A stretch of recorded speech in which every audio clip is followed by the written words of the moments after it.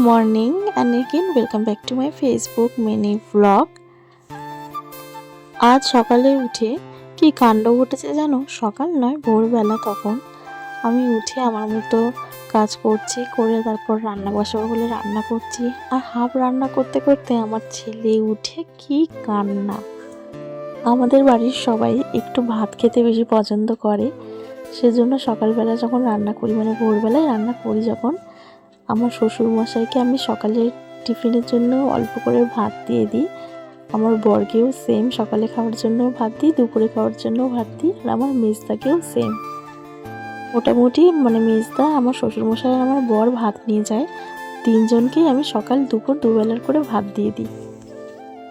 সকালে বেশি কিছু রান্না করিনি, শুধু মাছের মাথাতে একটা চচ্চড়ি করেছিলাম আর ভোলা মাছের চাল করেছিলাম। রান্না করে নেওয়ার পর সবার টিফিন গুছিয়ে রাখি আমি।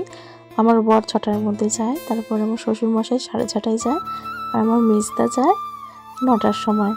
আমার বর অন্ধকারের মধ্যে রেডি হয়, কারণ ছেলে আবার নইলে উঠে যায়, আলো জ্বললেই কেঁদে ওঠে। এই যে আমার বরকে টাটা করে দিলাম। আজকে আমার দিদি সকাল সকাল ঠাকুরের অনেক কিছু কেচেছিল, তো আমি দিদির সাথে গিয়ে গল্প করছিলাম, আর দিদি ওগুলো মিলছিল বাইরে। দুজনেরই খুব ভালো লাগছিল। পুজোও দেওয়া হয়ে গেছে, ওদিকে সকালের রান্নাও হয়ে গেছে। দুপুরে তো আবার রান্না হবে, কিন্তু সকাল সকাল দুজনের মোটামুটি অল্প কাজ কমপ্লিট। দুজনে মন ভরে একটু গল্প করছিলাম। হঠাৎ করে আমাদের তুফান দাদা ওদিক থেকে আসছে। এটা হচ্ছে তুফান দাদা, আমাদের পাড়ার। আস্তে গাড়ি চালায় না, সবসময় জোরে গাড়ি চালায়। তো তারপরে এই আমার এটা শ্বশুরমশাই, আমি ভিডিও করছিলাম বলে আমাকে এসে বলছে সবসময় ভিডিও, বলে আমাকে মারছিল, না ইয়ার্কি মারছিল। 6:30 নাগাদ আমার শ্বশুরমশাই চলে যাওয়ার পর আমি আর আমার দিদি দুজনের ঘরে ঘুমোতে চলে গেলাম, কারণ আমার ছেলে ঘুমোচ্ছে। আমি আমার ছেলের পাশে গিয়ে একটু ঘুমিয়ে নিয়েছিলাম, কারণ সেই তখন অত সকালবেলা আর কী করবো। তারপর ঘুম থেকে উঠে আমার ছেলে তার বাবাকে খুঁজছে। সকাল 9টার মধ্যে আমার মেজদা আর আমার শাশুড়িও কাজে চলে যায়। আমি আর আমার দিদি একা থাকি তারপর, আর আমার বড়দা থাকে দোকানে। আর আমার দিদি কি সুন্দর সুন্দর টিফিন বানিয়ে বড়দাকে দিয়ে আসে। আজকে খুব সুন্দর একটা জিনিস বানাচ্ছিল, যেটা খুবই খুবই সুন্দর হয়েছিল। আমার দিদি খুব সুন্দর রান্না করে, আমি এর আগেও বলেছি। তো নিত্য নতুন সুন্দর সুন্দর টিফিন বানায়, আর সেটা আমারও খাওয়া হয়ে যায় দিদির সাথে। আমি এখন আমিষ খাচ্ছি, নিরামিষ খাচ্ছিলাম 2-3 মাস, তোমরা তো জানো। তো কেন আমিষটা খাচ্ছি আবার সেটাও পরে একটা ভিডিওতে বলবো। বেলার দিকে প্রচণ্ড কাজ ছিল, তার মধ্যে দেখো এক খাট ভর্তি জামা কাপড় নিয়ে গোছাতে লেগেছিলাম, কারণ খুব তাড়াতাড়ি। আর মানে কিছু দিনের মধ্যে আমি এক জায়গায় ঘুরতে যাচ্ছি, তো কোথায় ঘুরতে যাব সেটা তোমাদের সাথে শেয়ার করব। আজকে একটু আমার একটু ঘরটাও ভালো করে গুছোচ্ছিলাম। জানলার পাশে টেবিলটা হওয়ায় প্রচণ্ড ধুলো পড়ে, আর প্রচণ্ড ছোটোখাটো জিনিস আমার টেবিলে আমি গুছিয়ে রাখি। আমার আঁকার জিনিস, আমার ছেলের কিছু জিনিস এইসব রাখি। তো এগুলো আমি প্রায় একটু তুলি, আবার ওগুলো সব মুছে মুছে রাখি, যাতে জিনিসটা পরিষ্কার থাকে। আর আমার ছেলেকে নিয়ে বেলায় করে এখন প্রত্যেক দিন একটা রুটিন হয়েছে আমার, ওকে নিয়ে স্কুলে যাই। স্কুলে বলতে আমাদের বাড়ির সামনে একটা খিচুড়ি স্কুল আছে বাচ্চাদের, সেখানে ওকে নিয়ে যাই, একটু জাস্ট অভ্যাসটা যাতে হয় স্কুলে যাওয়ার জন্য। কোনো রকম ওকে জোর করি না, ও নিজে থেকেই ওখানে যেতে পছন্দ করে, কারণ ওর বয়সটা অনেকটা ছোট, যে জোর করে ওকে এখন অভ্যেস করাচ্ছি পড়াশোনার, সেরকম একদমই নয়।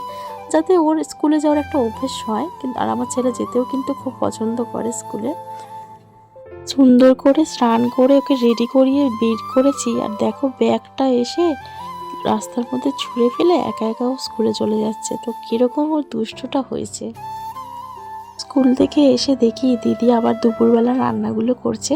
সকালে তো আমি অল্প করে মাছ রান্না করেছিলাম, আর সকালে যা তরকারি হয় তো ওদের সব 3জনকে দুবার দুবার করে দিয়ে সব শেষ হয়ে যায়। তো দিদি দুপুরবেলা আমার দিদি বড়দের জন্য রান্না করছিল। আজকে দিদি অনেক ঠাকুরের জিনিসপত্র কেচেছে, সকালেই দেখালাম। তো ওগুলো সব আমি সুন্দর করে ভাঁজ করে রাখলাম, আর আমার ছেলেও আমার সাথে পুজো দিতে চলে গেছে। এখন করে দেখছি যখন আমরা ঠাকুর ঘরে পুজো দিই, ও চলে যায়, ও গিয়ে আমাদের পাশে চুপচাপ বসে পুজো দেওয়া দেখে।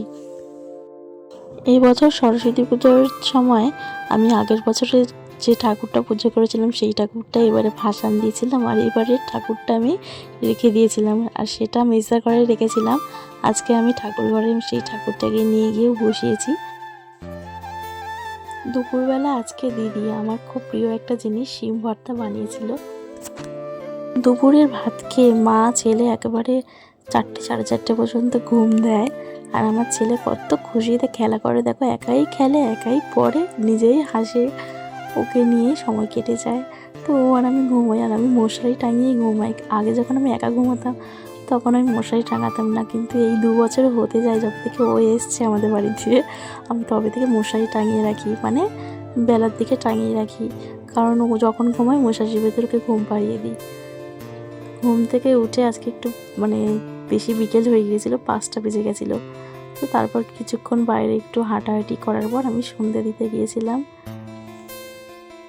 সন্ধ্যে দিচ্ছি এদিকে, তখনও আমার ছেলে চলে গেছে, ও গিয়ে পাশে চুপচাপ বসে আছে।